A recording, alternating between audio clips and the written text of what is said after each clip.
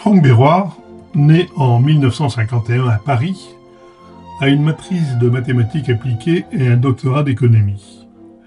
Passionné de voyage, il fit carrière à la compagnie maritime CGM, devenue ensuite CMA-CGM, où il occupa de nombreux postes de responsabilité à Paris, Londres, les Antilles, Marseille et au Maroc.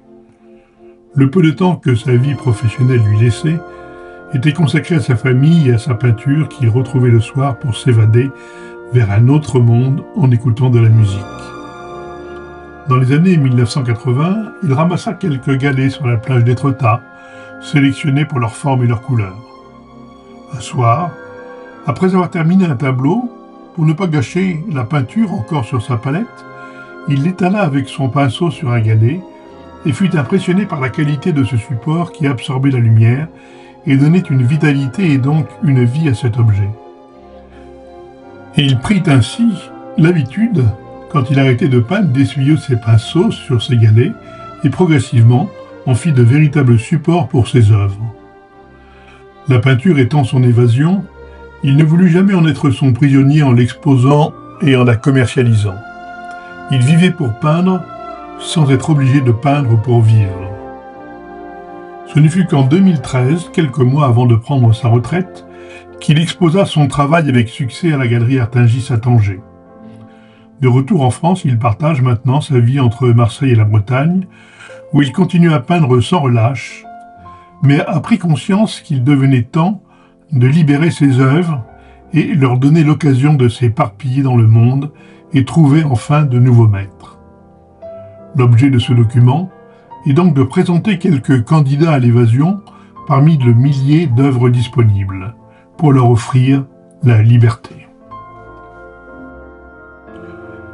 Si la mort et la religion sont présents dans tous ces tableaux, il faut surtout y voir cette pointe d'humour et cette liberté totale avec le réel.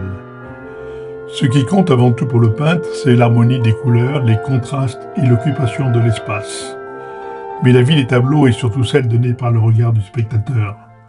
Donc, à vous de deviner l'instant d'après. Toujours à la recherche d'harmonie dans sa peinture, Franck Béroir s'est habitué à partir du réel pour atteindre un monde imaginaire où tout pouvait arriver. Il aime conserver une forme de mystère et d'humour dans tous ses tableaux. Ainsi, ces 8 personnages qui marchent sont à la recherche d'une femme volante, mais semblent perdus dans leurs pensées et ne pas se douter qu'elle est juste au-dessus d'eux. Qui est-elle ? Vient-elle du cirque que l'on aperçoit au loin ? Tout reste à éclaircir. Dans le tableau de droite, cette femme qui se sèche au soleil a-t-elle un lien avec la femme volante de 1986 ?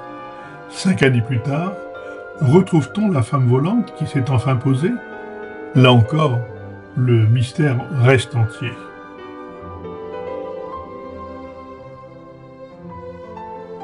Sans perdre son côté irréel, Franck Béroir cherche une simplification des formes pour donner une nouvelle dynamique à ses œuvres.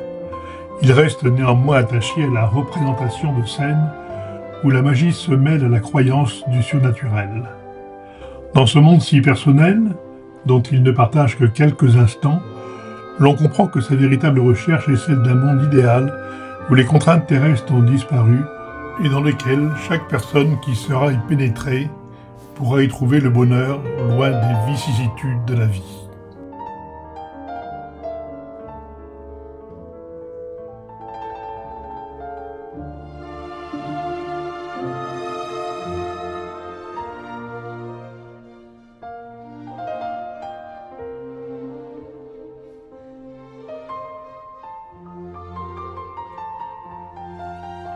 Le temps passant, Franck Béroir a compris que s'il ne libérait pas ses œuvres, il allait être transformé en galet.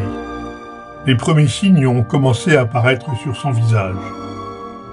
Mais qui sait ? Peut-être était-il un galet qui a été transformé en beau gars, ou en galet, car il faut respecter la liberté de penser.